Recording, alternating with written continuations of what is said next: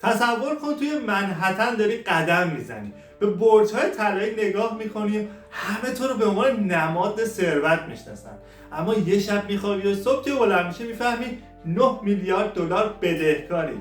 یعنی نه تنها هیچی نداری، بلکه اگه 9000 نفر آدم میلیاردر هم دورت باشن باز هم بدهی تو صاف نمیشه. همه برات تیتر میزنن ترامپ تموم شد. اما چی میشه که همین آدم چند سال بعد نه تنها برمیگرده بلکه به صندلی ریاست جمهوری امریکا تکیه میزنه؟ امروز میخوام داستان آقای دونالد ترامپ رو برات تعریف کنم، از جمع کردن میخ توی کارگاه پدرش تا هنر معامله‌ای که دنیا رو تکون داد. من نیما هستم و اینجا چنل وبیکس 24. پس تا آخر ویدیو همراه من باش.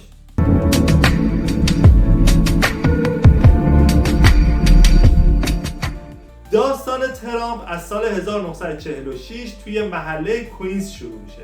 پدرش یه آدم بسیار جدی و بساز بفروش بود که خونه‌های معمولی و ویلایی میساخت و دونالد توی یه خانواده 5 نفره بزرگ شد. یه برادر بزرگتر داشت به نام فرد جونیور که قصهش خیلی روی زندگی دونالد اثر گذاشت. آقای فرد جونیور نتونست جلوی سختگیری‌های پدرش دووم بیاره و رفت سمت الکل و خیلی زود از دنیا رفت. همین شد که دونالد قسم خورد هیچ وقت لب به الکل و سیگار نزنه و تا امروز هم پای حرفش موند.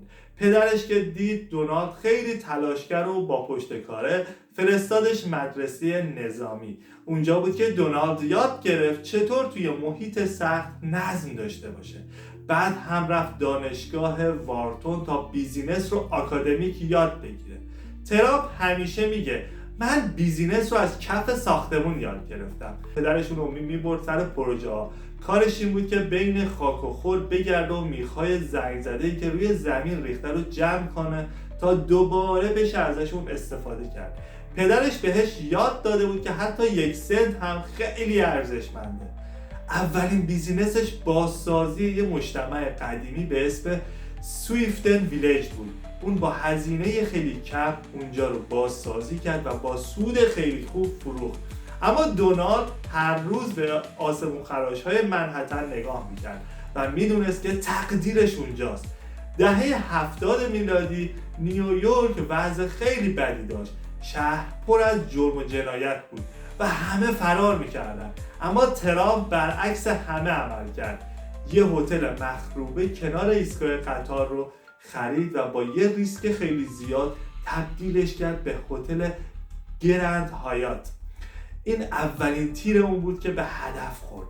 شغل اصلی و ریشه ترامپ همیشه املاک و مستقلات بود.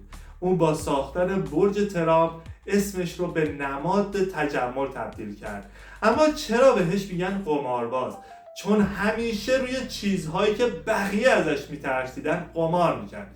مثل ساختن کازینوهای غول‌پیکر توی آتلانتیک سیتی. اوایل دهه 90 همه چیز داشت برای ترامپ تموم میشد. بازار املاک خوابید و کازینوهاش ضرر میدادن. اون به نقطه‌ای رسید که 9 میلیارد دلار بدهی داشت. اما چطور شد بلند شد؟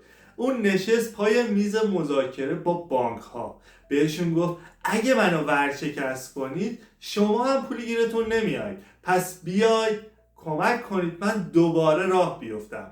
اون فهمید که با ارزش ترین داراییش اسمشه. شروع کرد به فروختن امتیاز برند ترامپ. یعنی دیگران می ساختن اما به ایشون پول میدادن تا اسم ترامپ رو بزنن سردر ساختمون و برج هاشون. و تفریح شماره 1 ترامپ گلفه. اون فقط بازی نمیکنه بلکه زمین‌های گلف بی‌نظیری توی دنیا ساخته. از اسکاتلند گرفته تا دبی تا همین ترکیه. ترامپ نویسنده فعالی هم هست. معروفترین کتابش هنر معامله است که تجربیات واقعیش رو از مذاکره نوشته. کتاب‌های دیگه‌ای مثل بزرگ فکر کن هم داره که همش درس بیزینسه. ایشون الان توی هند، فیلیپین، امارات و خیلی جاهای دیگه بیزینس‌های فعالی داره.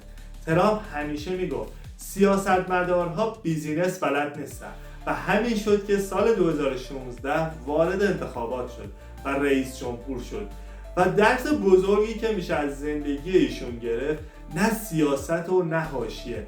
درس واقعی اینه که مهم نیست چقدر زمین میخوری، مهم اینه که چطور از اون شکست یه برند جهانی بسازی. خیلی ممنونم که تا اینجا با من همراه بودی. اگر از این سبک مستندهای بیزینسی لذت میبری حتما چنل رو سابسکرایب کن و با لایک و کامنت به همون انرژی بده و یادت باشه نور بر تاریکی پیروزه.